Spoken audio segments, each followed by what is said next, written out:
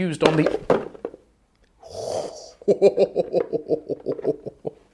Hello and welcome back to Blues Armory, where today we're doing an update on my Red Hood costume.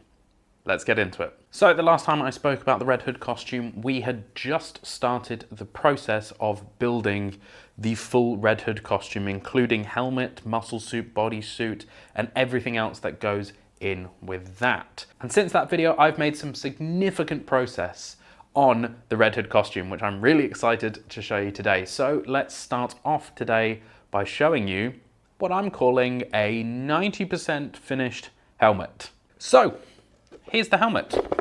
This is my, sorry, it's making a lot of noise because of the back plate. I'll try and keep it still. This is my, again, 90% finished Red Hood helmet. This helmet was sanded down and smoothed, pretty much ready to go for paint last time I showed you. And now we've done the paint and the weathering. The only thing we're missing, there's just one thing we're missing, is the eyes. I've got some flexible LED lights that people use for Red Hoods and Iron Mans and stuff like that, and that is on its way. So that'll be in the next update. But this helmet is done. It looks fantastic. I'm really happy with it. I've gone with a really, really weathered look. I really like this look of the helmet. So what we did after we completely smoothed it over and got really happy with the finish on it, I then went in with a chrome spray paint because I wanted that sort of shiny silverness to come through underneath the red paint, and then also in any of the weathering that I did on it.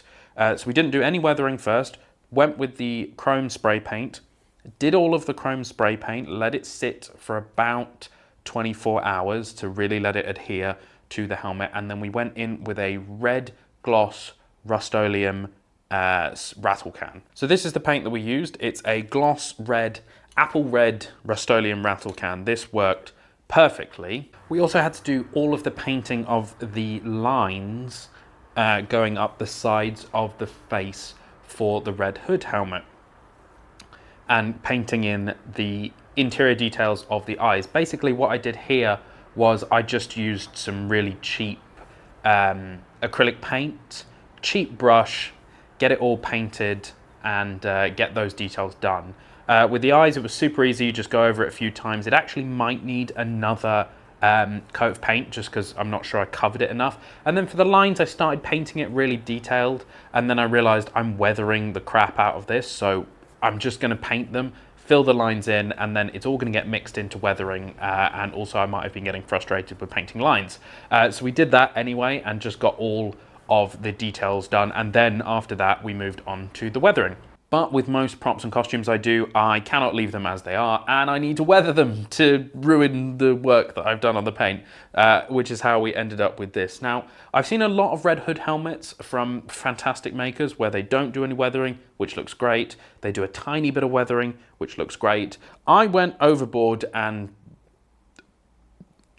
destroyed it. I destroyed this.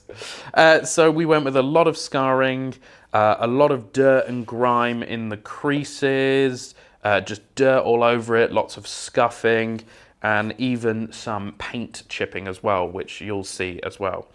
Now, all of that was planned, and it's the same process that I use for most weathering. So the best way I found now to get natural looking weathering is I used to go in with a silver paint and just paint on the weathering, but I've actually found if you just take like a file or some sandpaper and really just go at it, it looks like more genuine weathering. You can still go in with your silver paint and sort of touch up some details if you want, but I think the most natural weathering, and to make it look like it's actual weathering that would happen in fights and battles, you really just have to weather it like it would get weathered normally.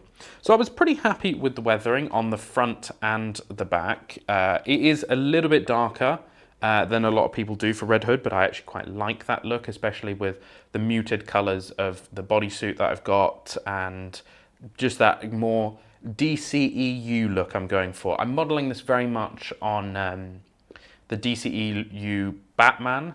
That's where I got the bodysuit and the emblem from. That's very similar to that. And obviously, as I mentioned before, Cosplay Chris Stanley, who's one of my favourite makers, he did a Nightmare Red Hood, and that is one of my favorite iterations of the Red Hood. So I'm kind of taking inspiration from his, inspiration from the DCEU, and then obviously inspiration from some of the comics. Obviously, he's had a lot of different looks over the years, has Jason Todd, and it's just all over the place.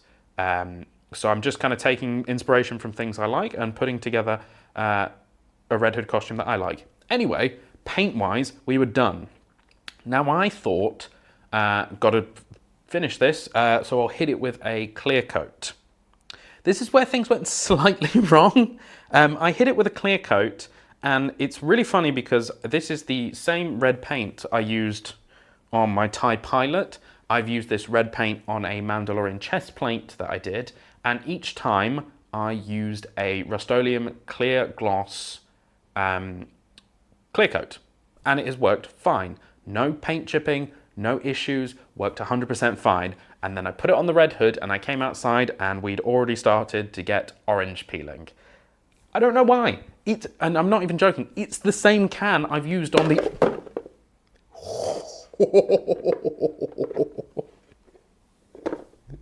I'm gonna put that down. It's the same can, literally the exact same can. I still had some left, covered it on the Red Hood, and I don't know what happened, but we started to get orange peeling. So I've kind of just lent into that and thought that, you know, the helmet wouldn't actually damage, but the paint might corrode or get ruined over time. That's kind of where we're at with the helmet. Just got to get the LEDs in, and then finally, because it comes in two parts now, the model that I had didn't have space for magnets. I think I may still go in and try and drill some holes for magnets. Until then, it's just elastic. Just some super glued elastic, and it works because the elastic opens for me to get my head in there, and then it closes pretty much, and because there's some little notches in there, unless I'm really running, it's not going anywhere. But actually, before we move on, I thought, let's show you what it looks like with the helmet on. What is going on with my hair? I need a haircut. Anyway.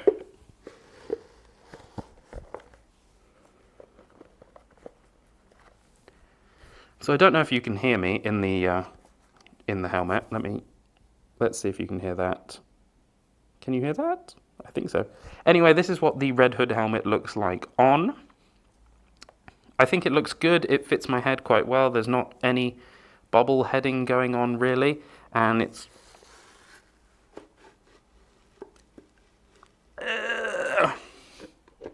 it's all right to get on and off. Yeah, it's not the easiest to get on and off because it tapers down a little bit and it does like clip my ears, but I imagine that I'm going to have a balaclava on and it'll just slide on and off.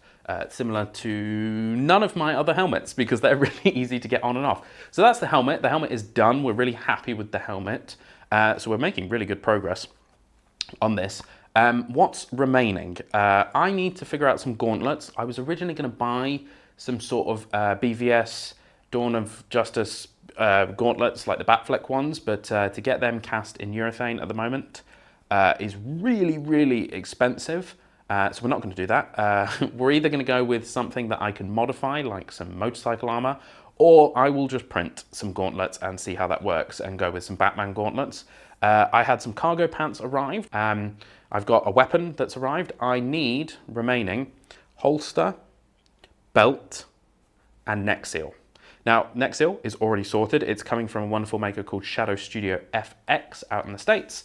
That is ordered, it is on its way, it looks incredible. I've never owned like flexible urethane neck seal before, which is, I'm so excited for that piece to arrive. And then we're kind of there. There is some little belty bits and some strapping that I kind of want to work on, but we'll get to that once we've got a whole costume together. So that's going to do it for today's video.